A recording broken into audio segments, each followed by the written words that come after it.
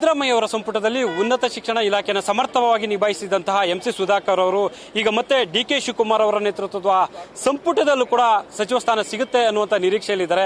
So ಅವರ ಹತ್ರ ಒಂದಷ್ಟು ವಿಚಾರಗಳನ್ನ ಮಾತಾಡುವಂತ ಒಂದು ಪ್ರಯತ್ನ ಮಾಡೋಣ. ಸರ್, ಈಗ ಸಿದ್ದರಾಮಯ್ಯ ಅವರ ಸರ್ಕಾರ ಸಂದರ್ಭದಲ್ಲಿ ಕೂಡ ಉನ್ನತ ಶಿಕ್ಷಣ ಇಲಾಖೆಗೆ ಸಂಬಂಧಪಟ್ಟ ಸಾಕಷ್ಟು ಒಂದಷ್ಟು ಚರ್ಚೆ ಆದ್ರೂ ಕೂಡ ಅಂತಿಮವಾಗಿ ನೀವು ಅದು ಇಲಾಖೆಗೆ ಕಾರ್ಯವೈಖರಿ ಕೂಡ ಅಷ್ಟೇ ಸಮರ್ಪಕವಾಗಿ ಮಾಡ್ತಾ ಇದೆ.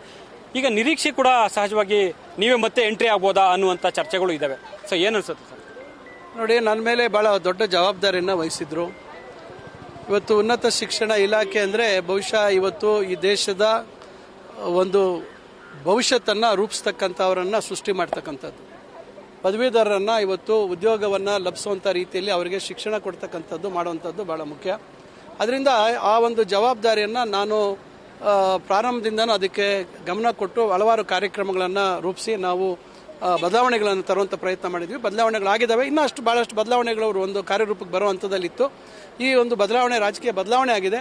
ನಾನು ಇದು ಮಾನ್ಯ ಸಿದ್ದರಾಮಯ್ಯ ಸಾಹೇಬ್ರಿಗೂ ಗೊತ್ತಿದೆ, ಮಾನ್ಯ ನಮ್ಮ ಡಿ ಕೆ ಶಿವಕುಮಾರ್ ಮುಖ್ಯಮಂತ್ರಿ ಸಾಹೇಬ್ರಿಗೂ ಅವ್ರಿಗೂ ಗೊತ್ತಿದೆ. ಅವರು ನನಗೆ ಹಲವಾರು ಬಾರಿ ಹೇಳಿದ್ರು, ಒಳ್ಳೆ ರೀತಿಯಲ್ಲಿ ಕೆಲಸ ಮಾಡಿದ್ಯಾ, ಒಳ್ಳೆ ಉನ್ನತ ಶಿಕ್ಷಣ ಇಲಾಖೆಯನ್ನು ಒಳ್ಳೆ ರೀತಿ ನಡೆಸಿದ್ಯಾ ಅಂತಕ್ಕಂಥ ಒಂದು ಬೆಚ್ಚಗೆ ಮಾತುಗಳನ್ನು ಹೇಳಿದ್ದಾರೆ. ನಾನು ಅವರನ್ನು ವಿನಂತಿ ಮಾಡ್ಕೊಂಡಿದ್ದೇನೆ, ನೀವು ಅವಕಾಶ ಕೊಟ್ಟರೆ ನಾನು ಮುಂದುವರಿತೀನಿ ಸರ್ ಅಂತ ಹೇಳಿದ್ದೇನೆ. ಅವರು ವರಿಷ್ಠರು ಏನು ಹೇಳ್ತಾರೆ ನೋಡೋಣ ಅಂತಕ್ಕಂಥದ್ದು ಮಾತು ಹೇಳಿದ್ದಾರೆ. ಅಂತಿಮವಾಗಿ ವರಿಷ್ಠರ ತೀರ್ಮಾನಕ್ಕೆ ನಾವೆಲ್ಲರೂ ಬದ್ಧ. ಅಲ್ಲ, ಈ ಮೊದಲ ಹಂತದಲ್ಲಿ ಕೂಡ ನೀವು ಒಂದು ಪ್ರಮಾಣ ವಚನ ಸ್ವೀಕರಿಸಬಹುದು ಅನ್ನುವಂಥ ನಿರೀಕ್ಷೆ ಇತ್ತು. ಯಾಕೆ ಮೊದಲ ಹಂತದಲ್ಲಿ ಒಂದು ಅವಕಾಶ ಇದಾಯಿತು? ನೋಡಿ, ನಮಗೆ ಪೂರ್ಣ ಪ್ರಮಾಣದ ಸಂಪುಟ ರಚನೆ ಆಗುತ್ತೆ ಅಂತಕ್ಕಂಥದ್ದು ಇತ್ತು. ಯಾವಾಗ ವರಿಷ್ಠರು ಇಲ್ಲ ಇದು ಎರಡು ಹಂತದಲ್ಲಿ ಮಾಡ್ತೀವಿ ಅಂದಾಗ ನನಗೆ ಆಗಲೇ ಗೊತ್ತಿತ್ತು ನಾವು ಮೊದಲನೇ ಒಂದು ಪಟ್ಟಿಯಲ್ಲಿ ಇರೋದಿಲ್ಲ ಅಂತಕ್ಕಂಥ. ಯಾಕಂದರೆ ಭಾಳಷ್ಟು ಜನ ಹಿರಿಯರಿದ್ದರು, ಹಿರಿಯರಿಗೆ ಅವಕಾಶ ಕೊಡ್ತಾರೆ ಅಂತಕ್ಕಂಥದ್ದು ನಮಗೆ ಗೊತ್ತಿದೆ. ಯಾಕಂದರೆ ನಾನು 24-25 ವರ್ಷ ಆಗಿದೆ ರಾಜಕಾರಣಕ್ಕೆ ಬಂದು, ನಾನು ಹತ್ತಿರದಿಂದ ನೋಡಿದ್ದೇನೆ. ಅದರಿಂದ ಹಿರಿಯರಿಗೆ ಮೊದಲು ಅವಕಾಶ ಕೊಡ್ತಾರೆ, ಮುಂದೆ ಪರಿಗಣಿಸ್ಬೋದು ನಮ್ಮನ್ನು ಅಂತಕ್ಕಂಥದ್ರ ಮೇಲೆ ನನಗೆ ಯಾವುದೇ ರೀತಿ ಮೊದಲನೇ ಒಂದು ಪಟ್ಟಿಯಲ್ಲಿ ಬರ್ತೀನಿ ಅಂತಕ್ಕಂಥ ವಿಶ್ವಾಸ ಇರಲಿಲ್ಲ. ಸರ್, ಸರ್ಕಾರ ಈಗ ಡಿ ಕೆ ಶಿವಕುಮಾರ್ ಅವರ ನೇತೃತ್ವದಲ್ಲಿ ಎಲ್ಲ ರಚನೆ ಆಗಿದೆ, ಎಲ್ಲವೂ ಕೂಡ ಸುಸೂತ್ರವಾಗಿ ಸಾಗ್ತಿದೆ ಅನ್ನುವಾಗಲೇ ರಾಮಲಿಂಗಾರೆಡ್ಡಿ ಅವರು ರಾಜೀನಾಮೆ ಕೊಟ್ಟಿದ್ದಾರೆ. ಇದು ಹೇಗೆ ಇದು ಅನಾಲಿಸಿಸ್ ಮಾಡ್ತಾರೆ ಸರ್? ಒಂದು ರೀತಿ ಸರ್ಕಾರಕ್ಕೆ ಇದು ಮುಜುಗರ ಅಂತ ಅನ್ಸಲ್ಲ, ಅಥವಾ ಡಿ ಕೆ ಶಿವಕುಮಾರ್ ಅವರಿಗೆ ಒಂದು ರೀತಿ ಇದು ಹಿನ್ನಡೆ ಅಂತ ಅನ್ಸುತ್ತಾ?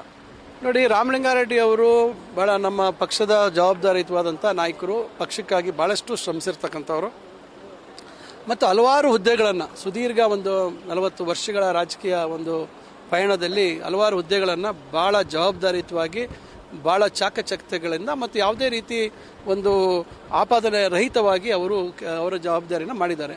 ಪಕ್ಷದ ವರಿಷ್ಠರು ಬಹುಶಃ ಇವೆಲ್ಲ ಅನುಭವವನ್ನು ನೋಡಿ ಅವರಿಗೆ ಭಾರಿ ಒಂದು ನೀರಾವರಿ ಅಥವಾ ಏನೋ ಜಲಸಂಪನ್ಮೂಲ ಇಲಾಖೆಯನ್ನು ಕೊಡುವಂಥ ಒಂದು ಕೆಲಸವನ್ನು ಮಾಡಿದ್ದಾರೆ.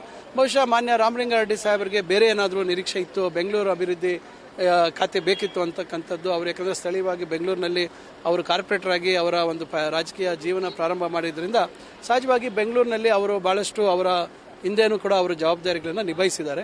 ಬಹುಶಃ ಅದೊಂದು ಸ್ವಲ್ಪ ಬೇಜಾರಾಗಿ ಬಹುಶಃ ಈ ರೀತಿ ಏನೋ ಒಂದು ಕೆಟ್ಟ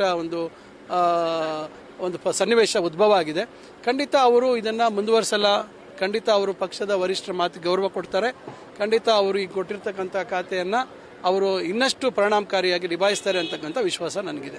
ಸರ್, ಕೆ ಎಚ್ ಮುನಿಯಪ್ಪ ಅವರು ಕೂಡ ಈಗ ಅಸಮಾಧಾನದ ಮಾತಾಡ್ತಾರೆ. ನಾನು ಹಿರಿಯ ನಾಯಕ, ನನಗೂ ಕೂಡ ಸಾಕಷ್ಟು ವರ್ಷಗಳ ಕಾಲ ಕೆಲಸವನ್ನು ಮಾಡ್ಕೊಂಡು ಬಂದಿದ್ದೇನೆ, ಪಕ್ಷದಲ್ಲಿ ಹಿರಿತನಕ್ಕೆ ಒಂದು ಪ್ರಾಧಾನ್ಯತೆ ಕೊಡಬೇಕಾಗಿತ್ತು ಅನ್ನುವಂಥ ಮಾತನ್ನು ಹೇಳ್ತಿದ್ದಾರೆ. ನೋಡಿ, ಈಗ ಮಾನ್ಯ ಮುನಿಯಪ್ಪನವರು ಖಾತೆ ಬೇರೆ ಬೇಕಿತ್ತು ಅಂತಕ್ಕಂಥ ಬಯಕೆಯನ್ನು ವ್ಯಕ್ತಪಡಿಸಿದ್ದಾರೆ.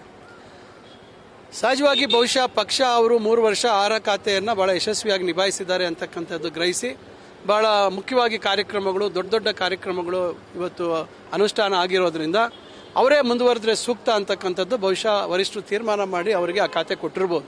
ಅವರ ಹಿರಿತನದಕ್ಕೆ ಯಾವುದೇ ರೀತಿ ಚ್ಯುತಿ ಬರತಕ್ಕಂಥದ್ದಲ್ಲ. ಇವತ್ತು ಅವರ ಅನುಭವ ಇದೆ, ಅವರಿಗೆ ದೀರ್ಘವಾಗಿ ಕೇಂದ್ರದಲ್ಲಿ ರಾಜ್ಯ ಸಚಿವರಾಗಿ ಕೆಲಸ ಮಾಡಿರುವಂಥ ಅನುಭವ ಇದೆ. ಅವರು ಈ ಖಾತೆಯನ್ನು ಯಶಸ್ವಿಯಾಗಿ ನಿಭಾಯಿಸ್ತಾ ಇದ್ದಾರೆ ಮತ್ತು ಯಾವುದೇ ರೀತಿ ಗೊಂದಲಕ್ಕೆ ಅವಕಾಶ ಇಲ್ಲದೆ ನಿಭಾಯಿಸಿರ್ತಕ್ಕಂಥ ಕಾರಣದಿಂದ ಅವರೇ ಸೂಕ್ತ ಅಂತಕ್ಕಂಥ ತೀರ್ಮಾನ ಭವಿಷ್ಯ ಮಾಡಿ ಅವರು ಆ ಖಾತೆಯನ್ನು ಕೊಟ್ಟಿರ್ಬೋದು. ಅದರಿಂದ ಮುನಿಯಪ್ಪನವರು ಪಕ್ಷದ ಚೌಕಟ್ಟು ಅಥವಾ ಪಕ್ಷ ಆಗ್ತಕ್ಕಂಥ ರೇಖೆಯನ್ನು ದಾಟ್ತಕ್ಕಂಥವರಲ್ಲ. ಖಂಡಿತ ಇದು ಕೇವಲ ಅವರ ಒಂದು ಇಂಗಿತವನ್ನು ವ್ಯಕ್ತಪಡಿಸಿರ್ಬೋದೇ ವಿನ ರಾಜೀನಾಮೆ ಮತ್ತೊಂದು ಅವೆಲ್ಲ ಸುಳ್ಳು ವದಂತಿಗಳು. ಇದಿಷ್ಟು ಕೂಡ ಎಂಸಿ ಸುಧಾಕರ್ ಅವರ ಸ್ಪಷ್ಟವಾದ ಮಾತುಗಳು. ಕ್ಯಾಮರಾ ಪರ್ಸನ್ ಶಿವಾನಂದ್ ಜೊತೆ Harish Kakol, news first, Bengaluru. News first ನಿರ್ಭೀತಿಯಿಂದ ನಿಮ್ಮ ಪರವಾಗಿ.